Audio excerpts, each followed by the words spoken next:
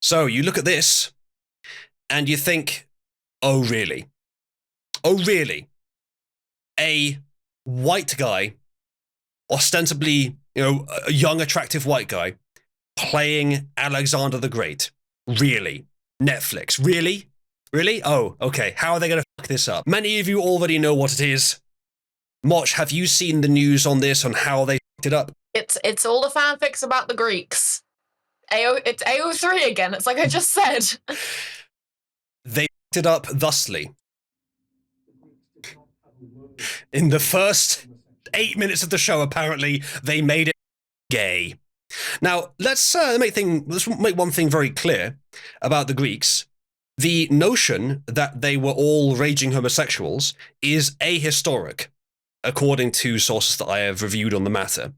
That being a YouTube video on the topic, but a pretty well-researched one, I thought, which found that basically all the reference to the Greeks being homosexual comes from one original source, which researched thousands of pieces of pottery and found that a large portion of them depicted homosexual behavior. Now, from that mere definition, remember what I said about the devil being in the definitions?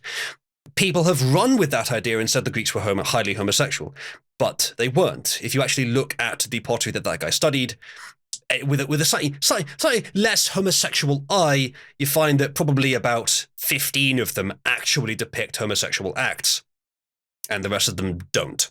The rest of them were misinterpreted as something else, misinterpreted as homosexual acts, whereas they were something else in fact.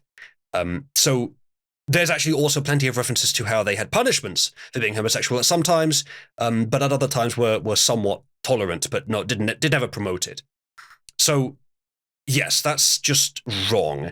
And whilst it says on the screen here the Greeks did not have a word for homosexuality, I'm not sure if that's true, but what they, I think, did have a word for is essentially pederasty, but of young boys, which I think, from what I vaguely know of history, was more common back then,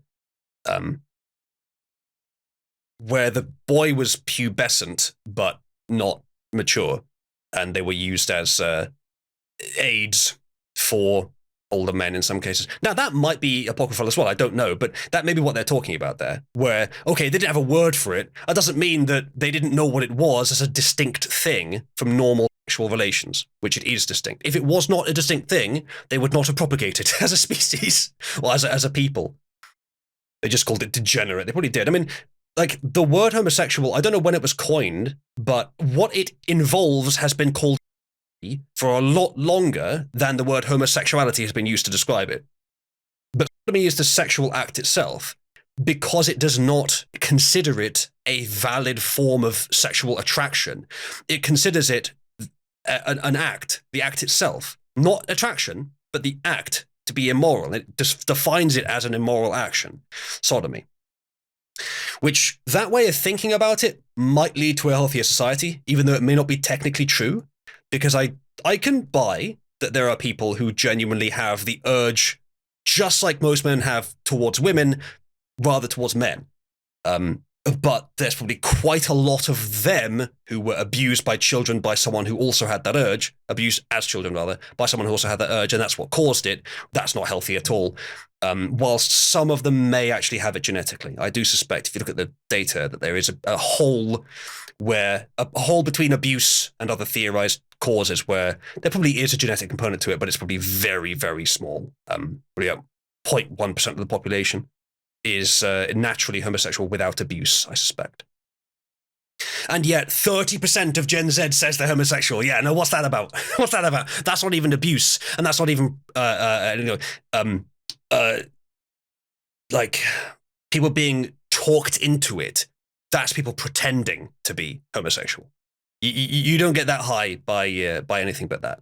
It's a fad. So in 20 years, if things have changed culturally, that'll be back down again, even in the same people. Attention-seeking behavior, exactly. Yeah, this is just about what's the catch of the Alexander show. And apparently, homosexuality in the first 10 seconds. Gay sex. Scott Adams says it's Brokeback Mountain with swords. He's gay. First 10 minutes, he's making out with another dude. Meerkatsu with Alexander and his boyfriend. Gay sex first scene. 10 minutes of the first episode. Here it is. But dude, straighten your screen, though. Like, What are you doing? No way is it written by Mindy Kaling. Is that just a prediction? Probably is just a prediction. Gay. He gay. Yeah, so never mind.